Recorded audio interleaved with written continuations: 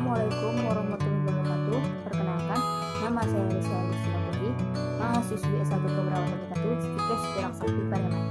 Baiklah, di sini saya akan mempresentasikan materi yang berjudul kebutuhan istirahat dan tidur. Selamat menyaksikan. Pengertian istirahat dan tidur. Istirahat merupakan keadaan rileks tanpa adanya tekanan emosional, bukan hanya dalam keadaan tidak beraktivitas, tetapi juga kondisi yang membutuhkan ketenangan. Kata istirahat berarti berhenti sebentar untuk melepaskan lelah, bersantai untuk menyegarkan diri, atau suatu keadaan melepaskan diri dari segala hal yang membosankan, menyulitkan, bahkan menjengkelkan. Tidur merupakan kondisi tidak sadar, yakni individu dapat dibangunkan oleh stimulus atau sensori yang sesuai, atau juga dapat dikatakan sebagai keadaan tidak sadarkan diri yang relatif, bukan hanya keadaan penuh ketenangan tanpa kegiatan, tetapi lebih merupakan suatu urutan siklus yang berulang dengan ciri-ciri adanya aktivitas minim, memiliki kesadaran yang bervariasi, terdapat perubahan proses fisiologi, dan terjadi penurunan respon terhadap rangsangan luar. Baiklah, sekarang kita masuk ke dalam mekanisme tidur.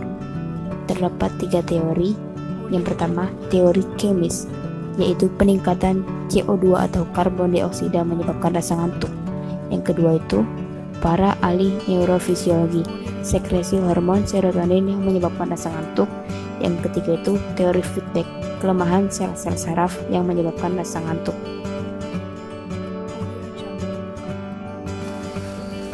Sekarang kita masuk ke dalam karakteristik istirahat.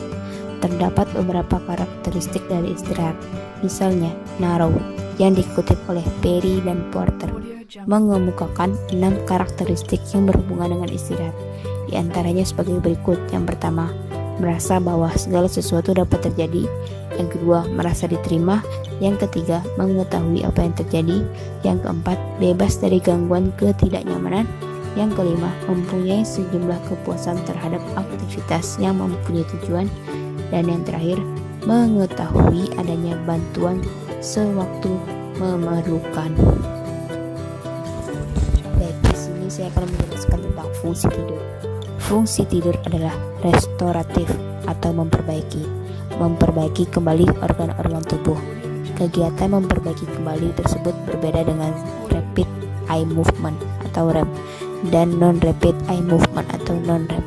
Non-rapid eye movement akan mempengaruhi proses anabolik dan sintesis makromolekul ribonucleic acid atau RNA. Rapid eye movement akan mempengaruhi pembentukan hubungan baru pada korteks dan sistem neuroendokrin yang menuju otak. Selain fungsi di atas, tidur dapat juga digunakan sebagai tanda terdapatnya kelainan pada tubuh, yaitu terdapatnya gangguan tidur yang menjadi peringatan dini keadaan patologis yang terjadi di tubuh. Pola tidur mencakup kualitas dan kuantitas tidur seseorang, di mana kualitas tidur adalah jumlah tahapan non-REM dan REM yang dialami seseorang dalam siklus tidurnya, dan kuantitas tidur adalah jumlah lamanya waktu tidur yang dihabiskan seseorang dalam sehari. Baik, di sini saya akan menjelaskan tentang jenis-jenis tidur. Jenis-jenis tidur terbagi menjadi 2 macam, yaitu tidur REM atau rapid eye movement, terjadi di saat kita bermimpi. Hal tersebut ditandai dengan tingginya aktivitas mental dan fisik. Ciri-cirinya antara lain sebagai berikut. Yang pertama, detak jantung, tekanan darah, dan cara bernafas sama dengan yang dialami saat kita terbangun. Masa tidur REM kira-kira 20 menit dan terjadi selama 4-5 kali dalam sehari. Yang kedua itu ada tahap tidur non-REM. Tidur non-REM memiliki 4 tingkatan. Selama tingkatan terdalam berlangsung 3 dan 4, orang tersebut akan cukup sulit dibangunkan. Beranjak lebih malam, status tidur non-REM semakin ringan. Pada tingkat 4, tidur serasa menyegarkan dan menguatkan. Selama periode ini, tubuh memperbaiki dirinya dengan menggunakan hormon yang dinamakan hormon somatostatin. Ilmuwan mendefinisikan bahwa Tidur yang terbaik adalah tidur yang mengalami perpaduan yang tepat antara REM dan non-REM. Berikut merupakan tanda-tanda menjelang tidur. Yang pertama, pernafasan melambat. Yang kedua, otot-otot menjadi rileks. Yang ketiga, menguap. Tanda tubuh beradaptasi akibat pernafasan melambat. Dan yang terakhir, suhu badan menurun. Baik, sekarang saya akan menjelaskan tentang tahap-tahap tidur. Tahap-tahap tidur terbagi menjadi 2 macam, yaitu yang pertama, tidur REM atau Rapid Eye Movement, yaitu suatu periode tidur yang mengalami gerakan mata dan kedutan pada kelopak mata. Yang kedua yaitu tidur non-REM atau Non-Rapid Eye Movement, yaitu suatu periode di mana selama tidur tidak terlihat adanya gerakan bola mata dan kedutan kelopak mata. Baik, sekarang saya akan menjelaskan tahap tidur REM. Paradoxical sleep, yaitu sebagai puncak tidur. Ciri-cirinya sangat sulit dibangunkan. Pada orang dewasa, tahap ini 20-25% dari tidur malam. Bila seseorang terbangun pada tahap ini, mereka dapat mengingat kembali mimpi mereka. Biasanya terjadi 80-100 menit setelah orang tertidur. Semakin lelah seseorang, maka semakin cepat mengalami tahap ini. Dan sekarang saya akan menjelaskan tentang tahap tidur non-REM. Ada 4 tahap. Yang pertama, tahap 1 merupakan tidur yang sangat ringan. Gelombang otak mempunyai tegangan yang sangat rendah. Pada tahap ini, seseorang akan merasa mengantuk dan rileks. Terjadi gerakan bola mata dari kiri ke kanan, denyut jantung dan RR menurun. Seseorang yang tertidur pada tahap ini akan mudah dibangunkan. Tahap 2 merupakan tahap tidur yang ringan. Proses yang terjadi dalam tubuh menurun, pergerakan bola mata masih terjadi, denyut nadi, kecepatan RR, dan temperatur tubuh menurun. Gelombang otak yang terjadi pada tahap 1 dan 2 dinamakan gelombang theta, terjadi sekitar 10-15 menit. Tahap 3, nadi dan RR mengalami penurunan lebih lanjut karena berkaitan dengan dominasi kerja sistem saraf parasimpatis, menjadi lebih sulit dibangunkan dan ditemukannya seseorang mengorok atau snoring. Tahap 4, tahap tidur dalam. Nadi dan RR menurun sebanyak 20-30% dibandingkan pada saat bangun, jarang bergerak dan sangat sulit dibangunkan.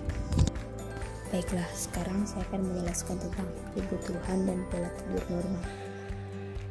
Yang pertama, neonatus sampai dengan 3 bulan. Kira-kira membutuhkan tidur 16 jam per hari, mudah merespon terhadap stimulus. Pada minggu pertama kelahiran 50% adalah tahap REM bayi. Yang kedua, pada malam hari kira-kira tidur 8-10 jam.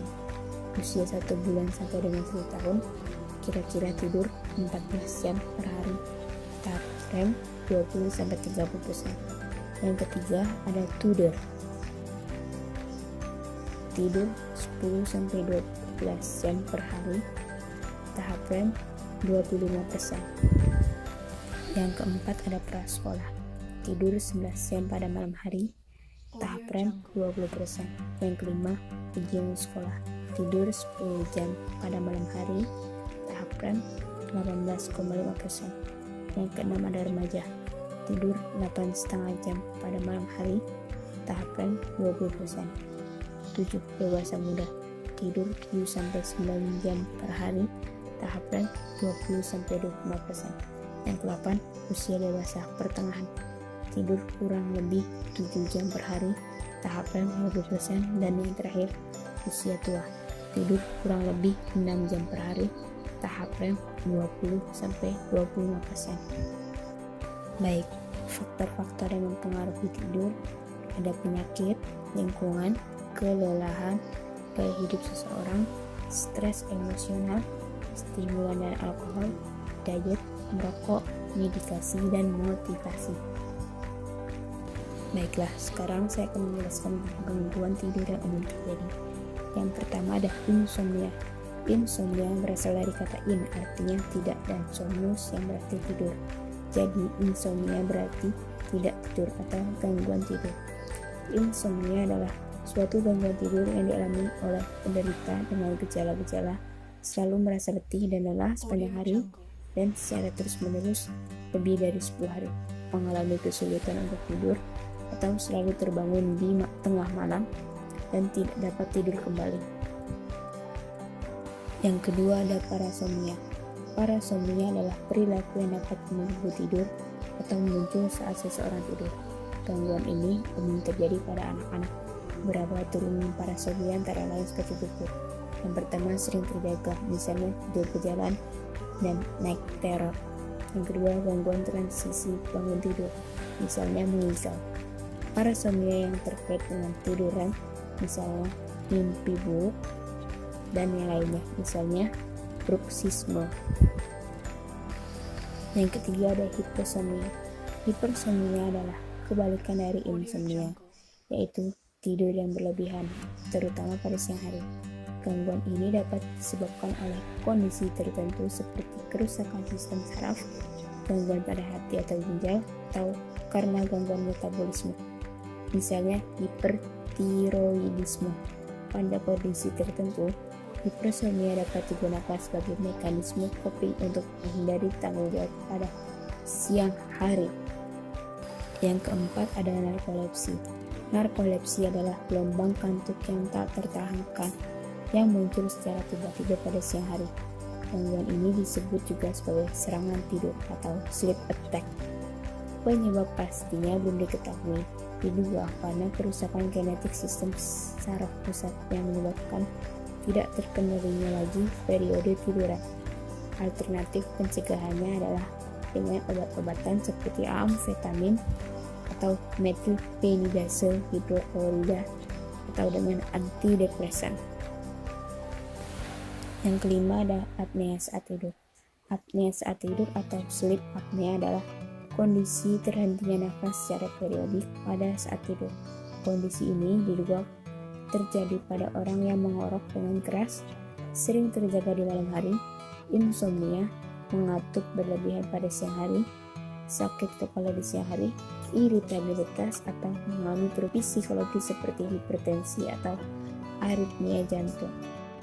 Kesimpulan yang dapat saya ambil dari materi istirahat dan tidur yaitu tidur merupakan kebutuhan dasar yang mutlak harus dipenuhi oleh semua orang. Dengan istirahat dan tidur yang cukup, tubuh baru dapat berfungsi dengan secara optimal. Istirahat dan tidur sendiri memiliki makna yang berbeda pada setiap individu. Sedangkan tidur merupakan bagian hidup manusia yang memiliki porsi banyak. Rata-rata hampir 1/4 hingga 1/3 waktu digunakan untuk tidur. Ada 2 jenis tidur. Yang pertama, tidur REM. Terjadi di saat kita bermimpi. Hal tersebut ditandai dengan tingginya aktivitas mental dan fisik. Sedangkan tidur non-REM memiliki 4 tingkatan. Selama tingkatan terdalam berlangsung 3 dan 4, orang tersebut akan cukup sulit dibangunkan. Beranjak lebih malam, status tidur non-REM semakin ringan. Pada tingkat 4, tidur serasa menyegarkan atau menguatkan. Selama periode ini, tubuh memperbaiki dirinya dengan menggunakan hormon yang dinamakan hormon somatostatin. Sekian yang dapat saya sampaikan. Kurang lebihnya mohon maaf. Apabila terjadi kesalahan baik disengaja maupun tidak disengaja, saya mohon maaf. Saya akhiri. Wabillahi taufiq wal hidayah. Wassalamualaikum warahmatullahi wabarakatuh. Terima kasih.